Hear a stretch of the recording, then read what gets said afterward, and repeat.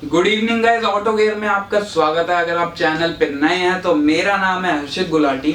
अब आपसे एक छोटी सी रिक्वेस्ट है कि इस वीडियो को पूरा देखें और ध्यान से देखें। इस वीडियो में हम बात करने वाले हैं जो आपकी गाड़ी में बटन दिया होता है जिस पे एक रेड ट्रायंगल बना होता है। ये या तो आपकी गाड़ी में सेंटर कंसोल में दिया होता है या तो आपकी गाड़ी में इंस्ट्रूमेंट्स क्लस्टर के पास दिया होता है। अब काफी सारे लोग इसे कहते हैं पार्किंग लाइट। पहले तो ये कंफ्यूजन दूर कर देते हैं, इसे क्या कहते हैं। वेल, पार्किंग लाइट इसे कहना एक्चुअली गलत है। ऑफिशियली इसे जो कहा जाता है वो कहा जाता है इसे हैजर्ड लाइट्स। अब डिफरेंस जान लेते हैं कि पार्किंग लाइट्स और हैजर्ड लाइट्स में डिफरेंस क्या है। अब पार्किंग लाइट्स आपने देखा होगा कि गाड़ी में जब भी आप हेडलाइट ऑन करते हैं तो लीवर जब आप एक बार घुमाते हैं तो आगे हेडलाइट्स में जो छोटा बल्ब होता है वो ऑन हो जाता है और पीछे टेल लाइट्स ऑन हो जाती हैं। इसे हम कहते हैं पार्किंग लाइट्स। अब पार्किंग लाइट्स की जगह आजकल कंपनियां देती हैं DRL, day time running light. ये वेरिएंट टू वेरिएंट भी डिपेंड करता है हर गाड़ी में। DRL थोड़ी सी दिखने में सुंदर होती है नॉर्मल पार्किंग लाइट्स के मुताबिक। अब हम एक पार्किंग लाइट्स का कॉन्सेप्ट अलग रख देते हैं जो हम अलग वीडियो में समझेंगे। इस वीडियो में हम बात करते हैं कि हैजर्ड लाइट्स कहाँ यूज होती हैं, उसका एक प्रॉपर यूज क्या है। तो हैजर्ड लाइट्स देखा होगा आपने, जो बटन है उसे दबाते ही चारों इंडिकेटर्स फ्लैश करते हैं। ये कुछ बाइक्स में भी आता है, गाड़ी में तो हर गाड़ी में ही आता है लेकिन कुछ बाइक्स में भी आता है। इंडिया में मैंने क्या देखा है, काफी सारे लोग क्या करते हैं कि बारिश हो रही है तो हैजर्ड लाइट्स ऑन कर दी, या थोड़ी बहुत फॉग है उसमें हैजर्ड लाइट्स ऑन कर दी, टनल में घुसते ही हैजर्ड लाइट्स ऑन कर दी, या फिर काफी सारे गाड़ियां चल रही हैं एक साथ जो एक ही ग्रुप है वो हैजर्ड लाइट्स ऑन करके चलते हैं, उन्हें लगता है कि हम अलग ही दिख रहे हैं रोड पे। वेल, ये काफी ज्यादा गलत है। अब बात करते हैं कि एक हैजर्ड लाइट का प्रॉपर यूज क्या होता है।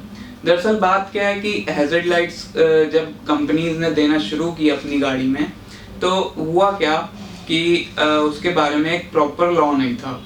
तो काफ़ी सारी कंट्रीज़ में काफ़ी सारे लोग अपना अपना परसेप्शन बनाने लगे कि इसे ऐसे यूज़ करना चाहिए, इसे ऐसे यूज़ करना चाहिए। तो इंडिया में एक वो परसेप्शन बन गया कि पहाड़ों पे चल रहे हो तो हैजर्ड लाइट्स ऑन कर दो, या फिर टनल में घुस रहे हो तो हैजर्ड लाइट्स ऑन कर दो, या आपका एक ग्रुप है जो गाड़ी से चल रहा है अलग अलग गाड़ियों से तो हैजर्ड लाइट्स ऑन कर दो, थोड़ी सी फॉग है हैजर्ड लाइट्स ऑन कर दो। तो ये कुछ परसेप्शन बनता गया। अब बात करते हैं कि हैजर्ड लाइट्स का एक प्रॉपर यूज क्या होता है। अब पहला पॉइंट ये है कि हैजर्ड लाइट का एक प्रॉपर यूज होता है जब आपकी गाड़ी बीच हाईवे में ब्रेक डाउन हो जाए या पंचर हो जाए या किसी भी कारण आपकी गाड़ी रुक जाए। तो उस केस में हम क्या करते हैं, गाड़ी साइड पे लगाते हैं और अपना काम करने लग जाते हैं। तो उस केस में हमें हैजर्ड लाइट्स ऑन कर देनी चाहिए ताकि पीछे आने वाली गाड़ी को ये पता रहे, या जो भी आगे से गाड़ी आ रही है उसे पता रहे कि ये गाड़ी रुकी हुई है, इसमें कुछ काम हो रहा है। अब आपने देखा होगा कि स्टेपनी के साथ हर कंपनी अपनी हर गाड़ी में एक वार्निंग ट्रायंगल भी देती है जो रेड कलर का ट्रायंगल होता है।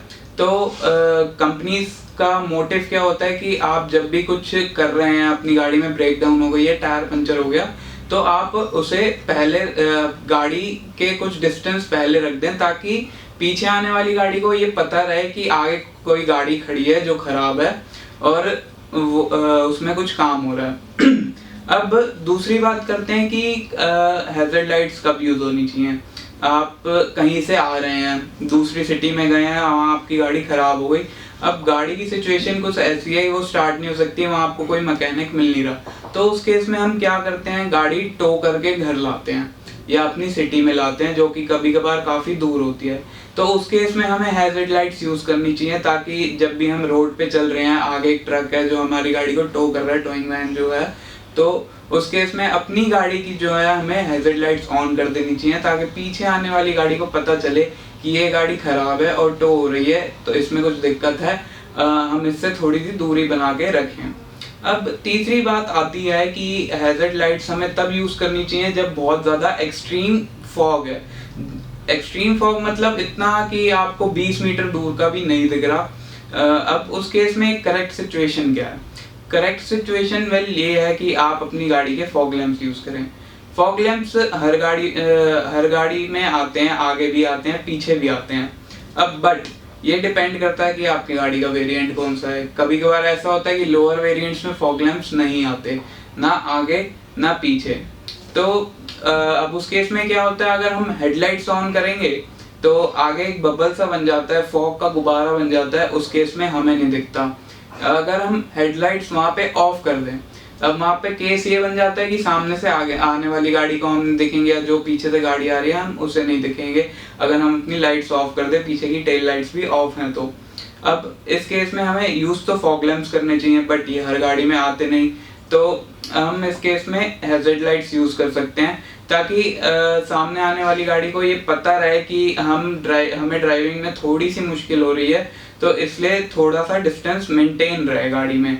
अब जब भी आप हैज़र्ड लाइट चलती गाड़ी में यूज कर रहे हैं, जैसे एक सिचुएशन बताई मैंने, इस केस में आप यूज कर सकते हैं। तो इस केस में आप अपनी गाड़ी की स्पीड जो है लगभग 30 किलोमीटर या 20 किलोमीटर से आप नीचे रखें, ताकि जब भी आपको मुड़ना हो तो पीछे वाली गाड़ी आराम से एक ब्रेक लगा सके। एक्चुअली क्या होता है, जब भी आप हैज़र्ड लाइट्स यूज करते हैं तो आपकी गाड़ी के टर्न सिग्नल्स काम नहीं करते हैं। टर्न इंडिकेटर्स जो होते हैं कुछ ही कार्स में करते हैं, ज़्यादातर कार्स में वो नहीं करते हैं।